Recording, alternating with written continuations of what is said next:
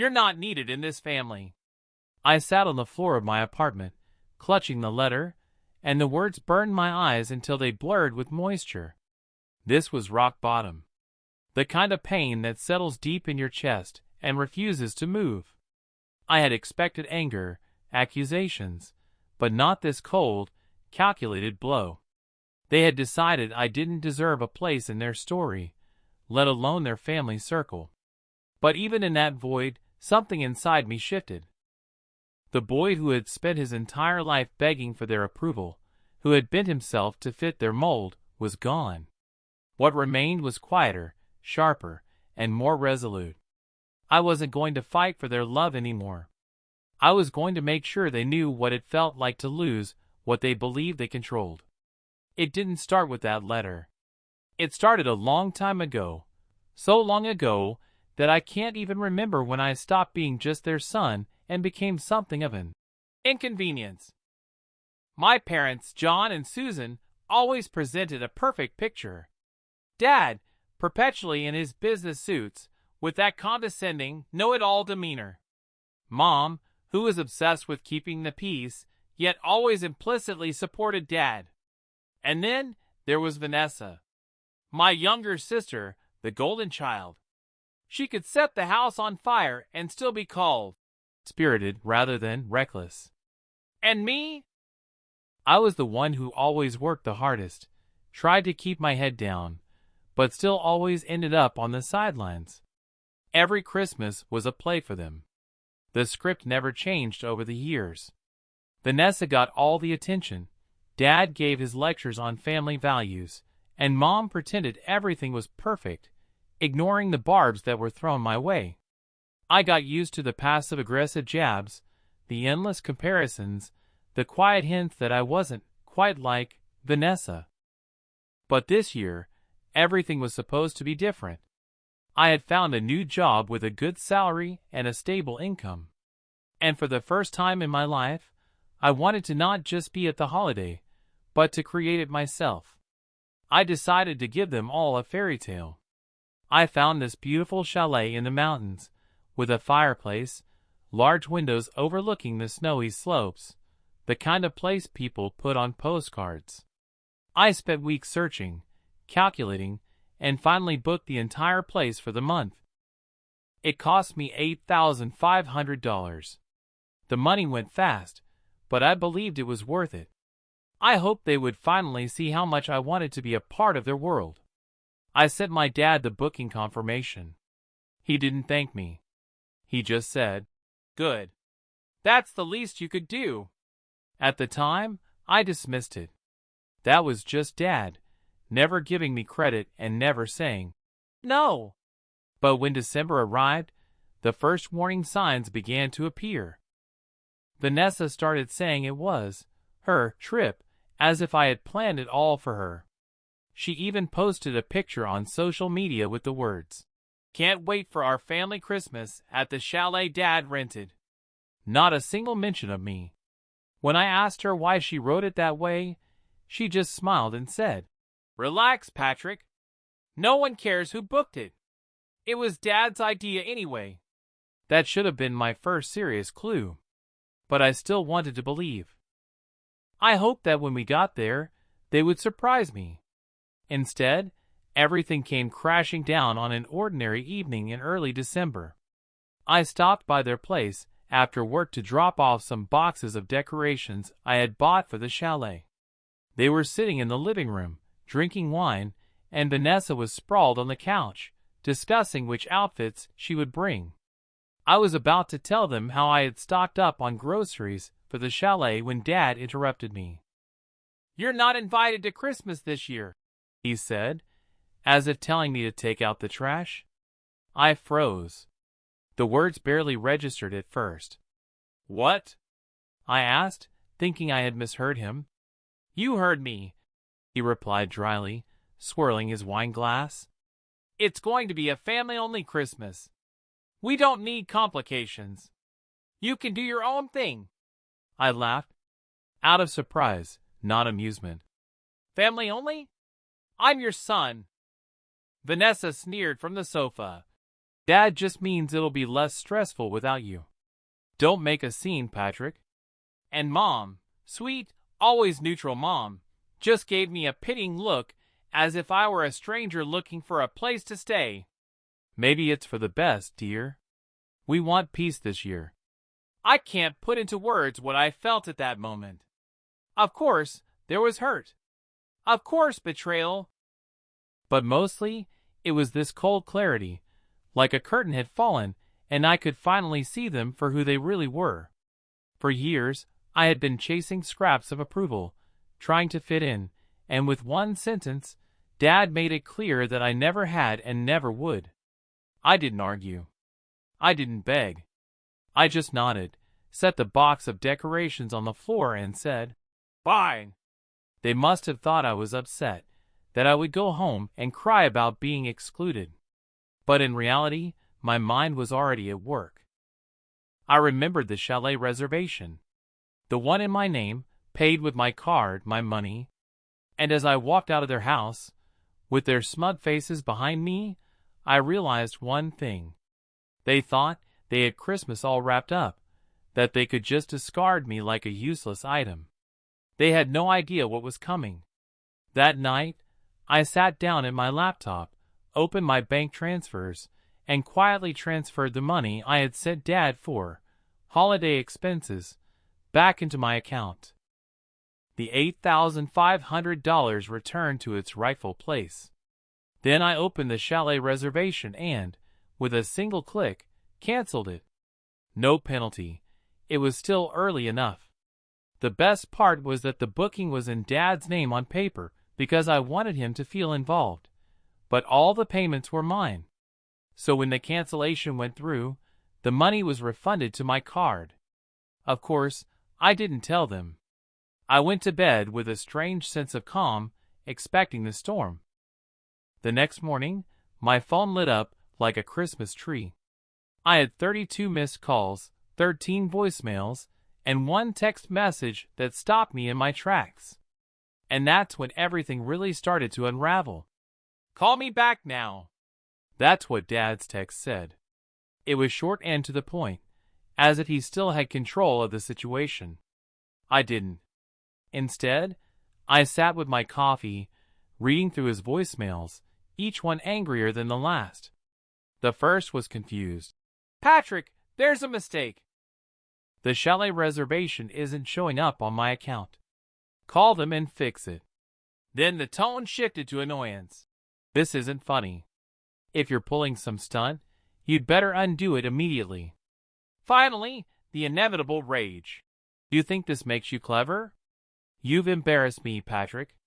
Do you understand that? Fix this now." He was humiliated. That was the most important thing to him.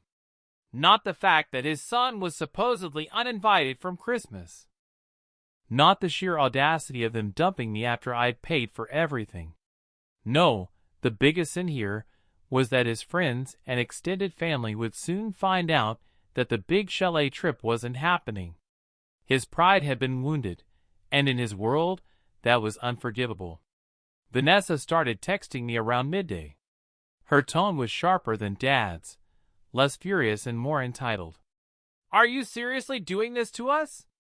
You promised we'd have Christmas at the chalet." "All my friends know about it, Patrick. I already told everyone. Do you even care what this does to me?" I could almost hear her whining voice through the screen. I didn't respond. Silence was more powerful than any words I could have typed back. That evening, however, the real games began. Mom showed up at my apartment unannounced, carrying a casserole, as she often did when she wanted to soften terrible news. She let herself in using the spare key she still had. "Patrick," she murmured with a practiced charming tone, "I believe we got off to a bad start last night. You know how harsh your father can be at times. He didn't say you weren't welcome. It was just tension talking." I stared at her, genuinely curious. "So now I'm invited?" Her smile faltered, but she pushed on. "Of course, but only if you resolve the chalet issue. Your father's reputation is at stake, and so many people are looking forward to this trip.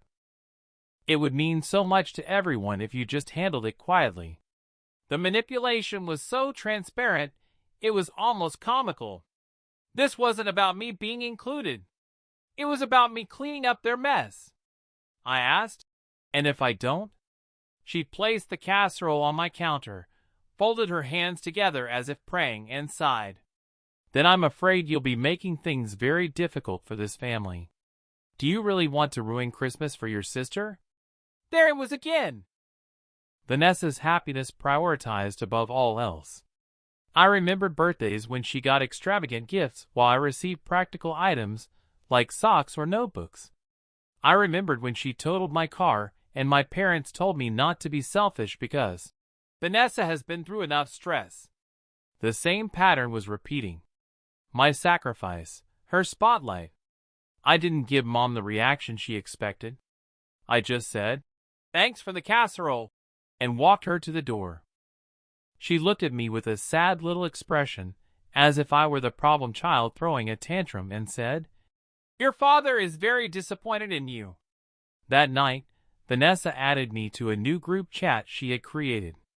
The name of it was Christmas at the Chalet. The irony almost killed me.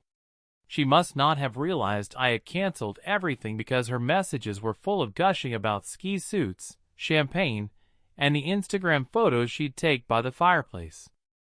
"Dad said he'll handle the wine. Don't worry," Mom responded with emojis. It was as if they were trying to make me disappear from the very thing I had made possible. Finally, Vanessa tagged me. "Patrick, could you please send the updated booking confirmation? Dad wants to make sure the dinner reservations are set up." I stared at the message for a long time, unsure what to do. Every instinct screamed at me to tell the truth right then in the chat, to expose them for the greedy, entitled family they'd always been. But something inside me said it wasn't time. Not yet. Let them spin their dreams a little longer. Let them believe that everything was under control. The longer they dangled on the hook, the more satisfying it would be when reality finally snapped tight. The tension only increased from there. Over the next week, they began spreading the word to extended family members, bragging about the chalet trip and implying that Vanessa was somehow hosting it. One of my aunts even called me, confused, saying, "Your sister told me you're not coming this year. That can't be right, can it?" When I gently told her that Dad had uninvited me, she gasped and said, "But you're the one who paid?" Word spread. I could feel their pristine little facade cracking at the edges. And with each crack, their texts became more frantic and desperate. But nothing prepared me for the night Dad personally showed up at my apartment door. Not with rage this time, but with something far worse, false charm. He stood there in his press coat, holding a bottle of wine, as if we were long-lost friends. "Patrick, son," he said smoothly, "we need to talk about this chalet situation. I know you're upset, but let's be adults. We can work something out." That's when I knew they weren't just panicked, they were scheming. Dad didn't come in right away. He stood in the doorway like a salesman who won't leave until you sign on the dotted line. He smiled, but it wasn't a warm one. It was the tight, calculating kind I had seen him use in business meetings when I was younger. The kind that said he was already planning 10 steps ahead, and I was just another pawn. "Can I come in?" he asked finally. I hesitated, but curiosity got the best of me. I opened the door wider to let him enter. He placed the bottle of wine on my counter without asking, as if he owned the place. We sat across from each other, the silence stretching. Then he leaned forward, elbows on his knees, and said, "Listen, about what I said the other night, about you being uninvited. That was harsh. I was frustrated. You know how things get." I didn't respond. I just let him continue talking. He shifted in his seat. "Your sister's been under a lot of stress lately. Her job is shaky. She's worried about money, and this chalet trip, well, it's important for her. She wants to impress her friends, keep her reputation intact. You understand, don't you? There it was! The speech I had been expecting. Vanessa's feelings were once again the number one priority. My job was to fix her life, to make sure she always looked good while I remained invisible. Dad cleared his throat and leaned back. So here's what we'll do. You'll rebook the chalet, use your card again, I know you can afford it, and put it under my name so I can manage things properly. In exchange, we'll talk about increasing your involvement in family decisions in the future, since you've expressed a desire to be more involved. More involved. As if I hadn't been trying to be part of things all along, as if belonging to my own family was some kind of reward he could dangle in front of me if only I paid the price. I kept my voice steady. So let me get this straight. You want me to rebook an $8,500 trip after you told me I wasn't invited, just so Vanessa doesn't get embarrassed? His smile wavered for a fraction of a second before snapping back into place. It's not about embarrassment. It's about family unity. You wouldn't want to be responsible for ruining Christmas, would you? I almost laughed. Family unity. The phrase sounded absurd coming from him, but I stayed quiet, letting the silence get heavier. Dad hated silence. He was always in a hurry to fill it. And sure enough, he started talking again. But this time, his tone was harsher. If you refuse, Patrick, you're sending a clear message to your mother, your sister, and everyone else that you don't care about them. And if that's the path you want to go, he paused, his eyes narrowing, then don't expect us to be there for you when you need us. That was the real betrayal. Not the words. I had known deep down for years that they would never truly be there for me. It was the coldness behind them, the transactional way he presented it. For him, family wasn't about love or loyalty. It was leverage. I swallowed hard and held my emotions in check. So you're threatening to cut me off unless I pay for everything again? Dad leaned back and crossed his arms. Not a threat, just reality. You're old enough to understand how the world works. Nothing's free. Those words shattered something in me. I remembered all the times I'd gone out of my way to help them. The loans I'd given after Dad's investments failed.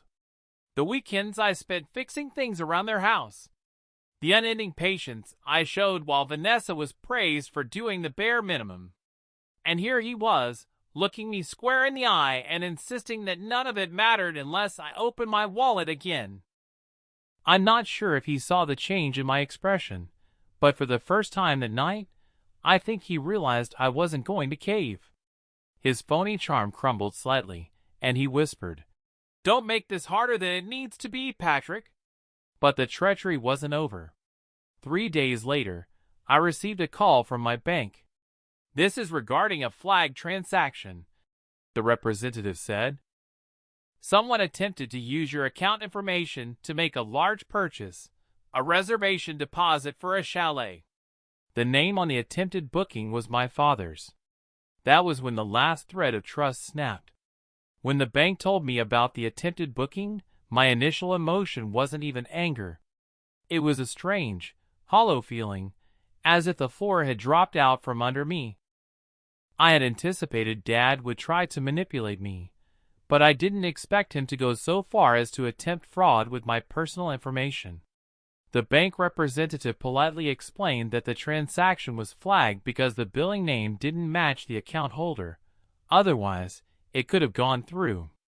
I thanked them, hung up, and sat staring at my phone, stunned. My own father had tried to steal from me. There was no longer even a slender thread of familial loyalty binding us together. For him, this was about survival. If he couldn't dominate me with words, he'd use money. That night, I didn't sleep. I lay in bed, replaying everything. Vanessa's posts about her chalet. Mom arriving with her casserole and guilt trips.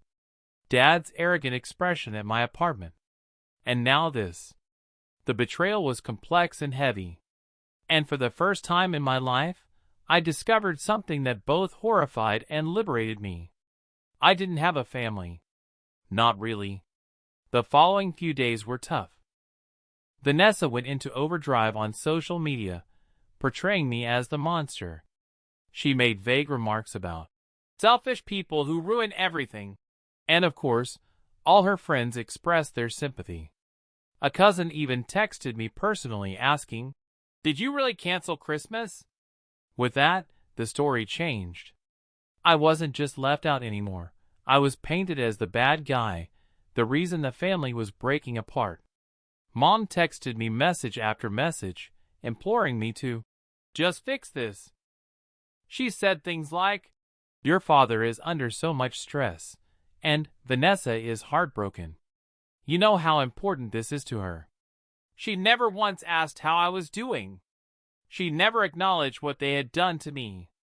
At work, I found it difficult to concentrate. I'd be sitting at my desk, spreadsheets open, but my mind would go back to Dad's expression when he said, "Nothing's free." The words resonated like a curse, reminding me that in his world, love came at a cost. My performance slipped. I stayed late to avoid going home and being alone in the silence. And loneliness struck me hard. Christmas lights were going up all over the city. Couples walked hand in hand through decorated streets. Kids pressed their faces against toy store windows. Everywhere I looked, people were immersed in warmth, laughter, and unity. And me? I had a one-bedroom apartment and a stack of unanswered texts that reminded me how unwelcome I was. I'll admit, there was one night when I nearly broke. I sat with my phone in hand, my thumb hovering over the "Call Dad" button, hoping that if I just apologized and gave in, I'd be able to rejoin my family. But then I remembered the bank call, the fraudulent booking, and the cold, hollow feeling in my chest that had a new, steely edge to it. Resolve. That was the turning point. I started small.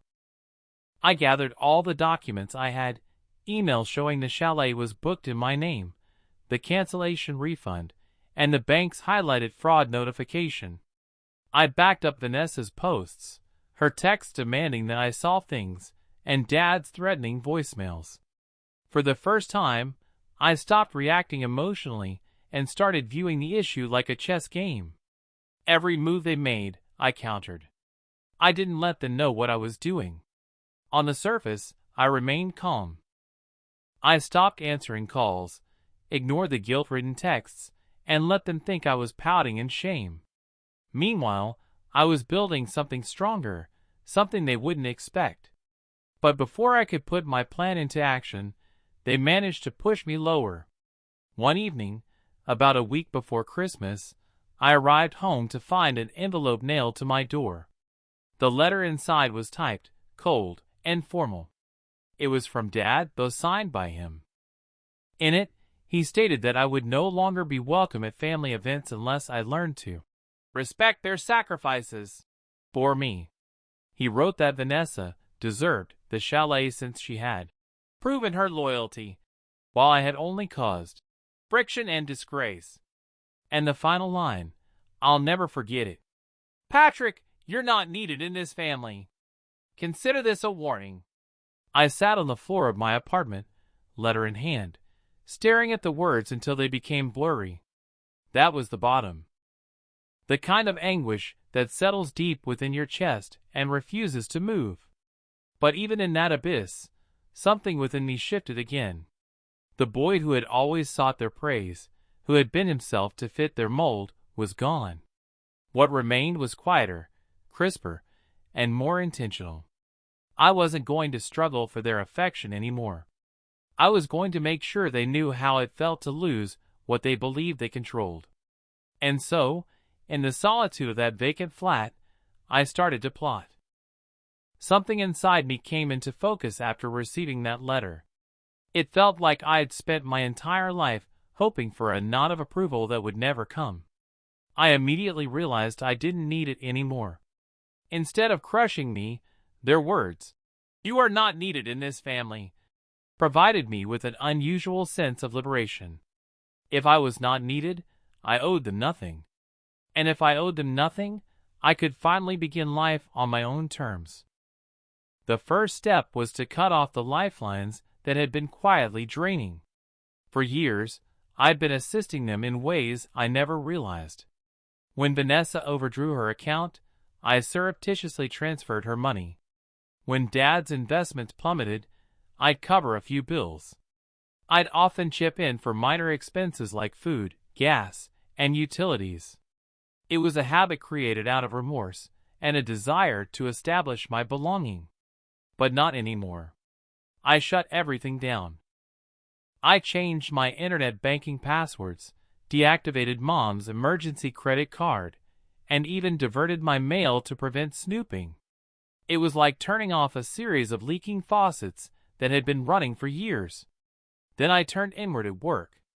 Instead of dragging my feet, I began arriving early, putting in extra effort, and volunteering for projects I used to avoid. I believe part of me needed to immerse myself in something useful, but another part of me realized that every hour I spent on myself was one step closer to being free of their shadow. My supervisor noticed within a few weeks. By the new year, I was sitting in a meeting and hearing the terms promotion and salary increase. For the first time, I had a sense of momentum. My bank account grew. I didn't spend my evenings going through their seductive texts. I removed them all. Instead, I started going to the gym after work, which I had put off for years. The weights, the perspiration, and the slow but steady progress. It all became a ritual. My body grew stronger, and my confidence improved. I wasn't the same person who sat on the floor clutching that letter anymore. The transformation spread to other aspects of my life. I reconnected with old friends that I had separated myself from because my family didn't like them. Julian, a college buddy, had his own small marketing agency and invited me to help with some freelance work.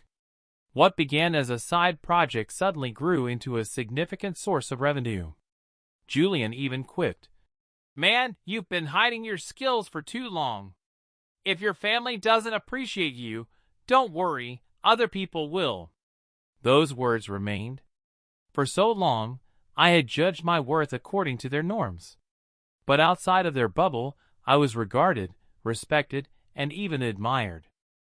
And this is where the actual power shift started.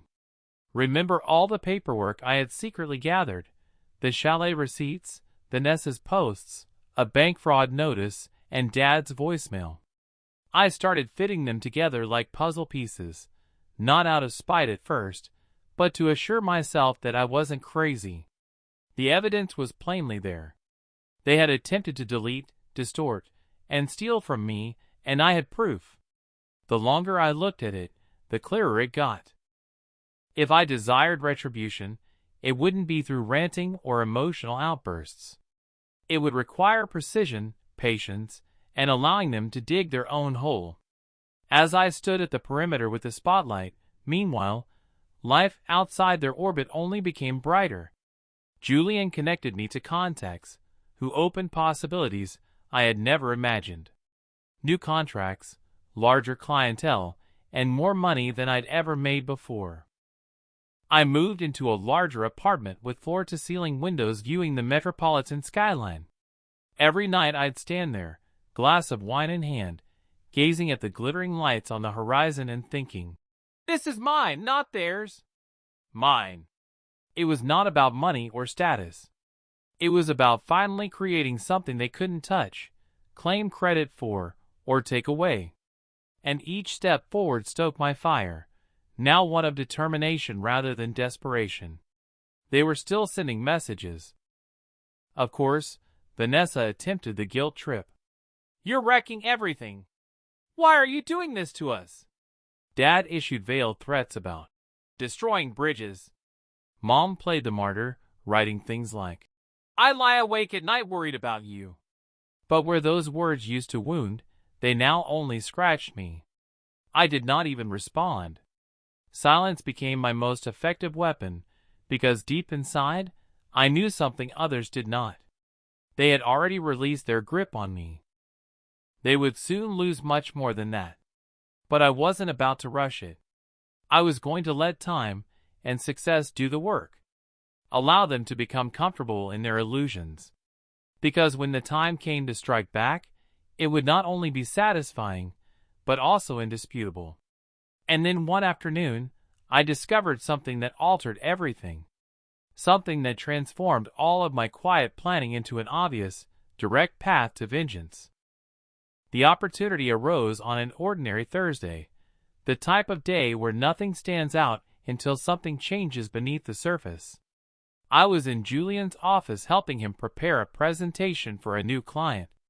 While he took a call, I glanced through my inbox and saw a message from my aunt, the same one who had contacted me, puzzled about the chalet weeks before. She differed from the rest of the family, not flawless, but less cruel and more attentive. The subject line read, "Thought you should see this." A PDF was attached containing a scanned copy of an email chain between my father and other extended family. My heart raced as I read. Dad had indicated that Vanessa would be covering Christmas expenses this year. She stood up as the responsible one, and Patrick has decided he cannot contribute. He's humiliated. Therefore, we shouldn't bring it up in front of him. My stomach twisted. Responsible one. Vanessa had not even contributed a penny. Dad was reworking the story to make me look like a failure. Worse, he was instilling the notion that I couldn't afford things, that I was somehow beneath them. But as nauseating as it made me, the email was invaluable. It confirmed what I had believed all along. Their game wasn't simply about cutting me out. It was about eliminating me and rewriting the family story so that I was portrayed as weak, selfish, and disposable. And then something occurred to me. If they wanted to play with stories, I'd make sure the truth was loud, clear, and impossible to twist. The timing was also great. My promotion had just been completed, tripling my pay. Julian's freelance contracts were booming. My savings account looked better than it ever had. For the first time, I was not simply surviving. I was in a position of strength. Financially secure, professionally respected, socially connected. All aspects of my life they couldn't touch. That night, I began sketching up what I dubbed the reveal. Step 1. Document everything.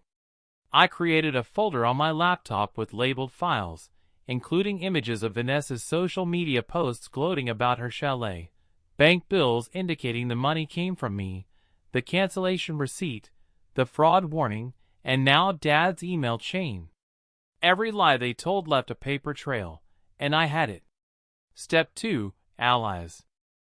My aunt was already halfway there when she sent me the email. I initially approached her tentatively, just to test the waters over coffee. She acknowledged she had always felt my parents favored Vanessa unfairly, but had no idea how far it went. She told me that your father's pride is his vulnerability. Vanessa believes anything that makes her look nice. Her words remained like pins on a map. Weaknesses, trends, and areas to strike. Step 3. Position myself where they don't expect it.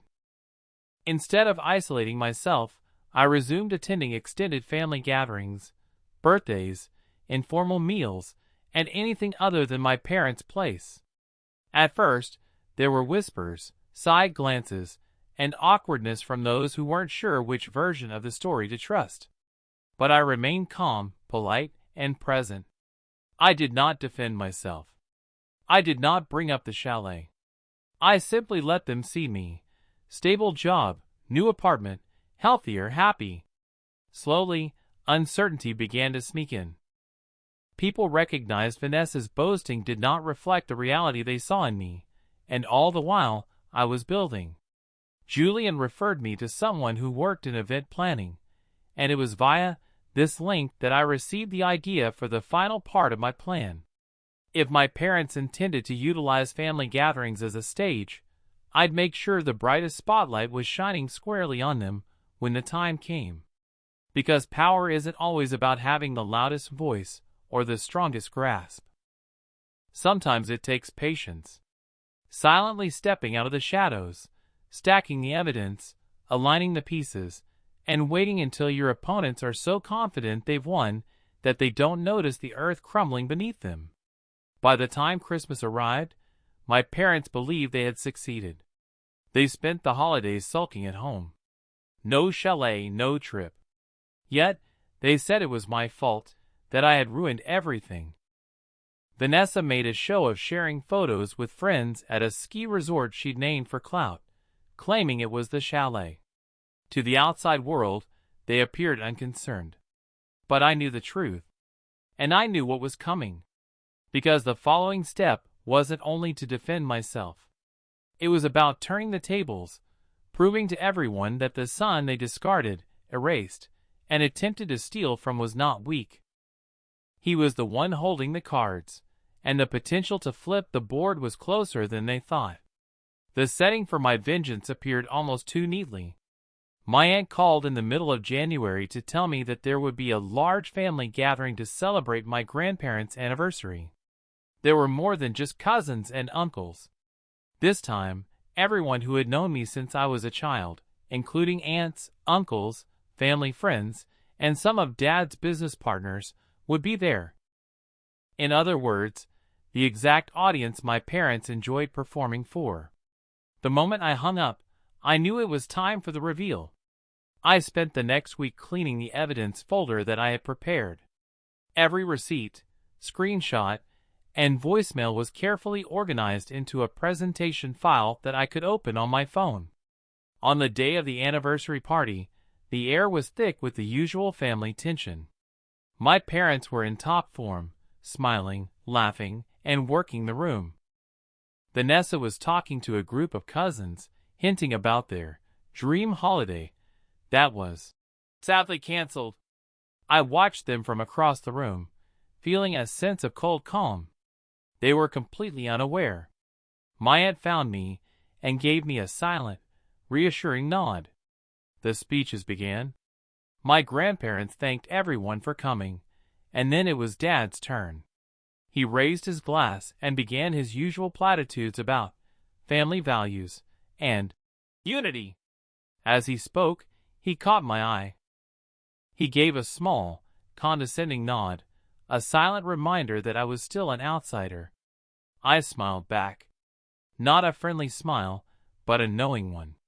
When he finished, I approached the stage. "Excuse me, Dad," I said, my voice clear and steady, loud enough for everyone to hear. "I'd like to say a few words, too." He looked startled, but with everyone's eyes on us, he couldn't refuse. "Of course, Patrick. Be quick," he said, forcing a tight smile. I took the microphone. "Thank you all for being here.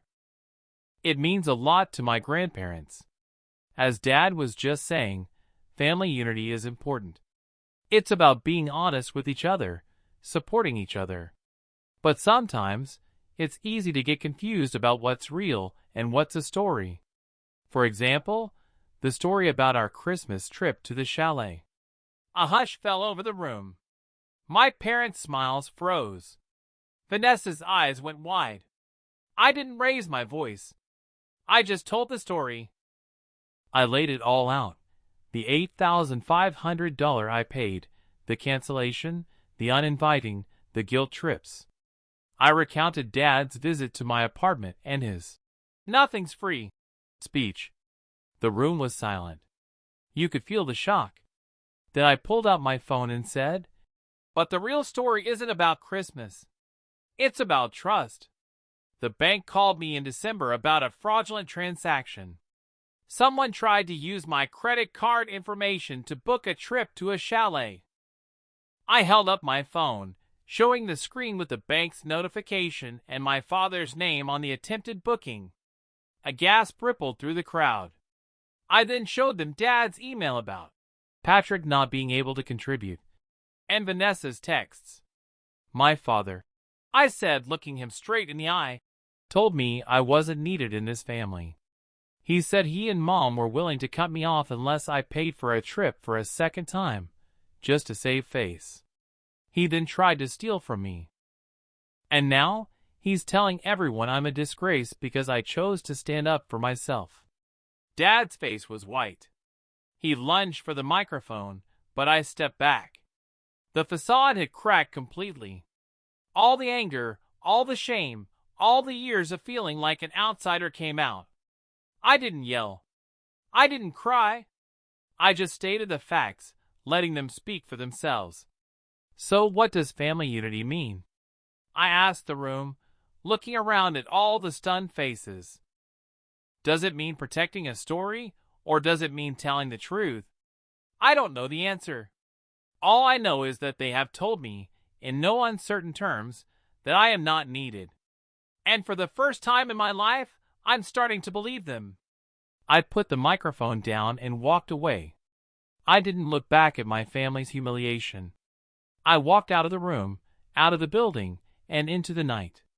My phone was already vibrating with messages from extended family members, but I didn't read them. I just kept walking, a strange sense of emptiness and a new feeling of freedom in my chest. The story was over.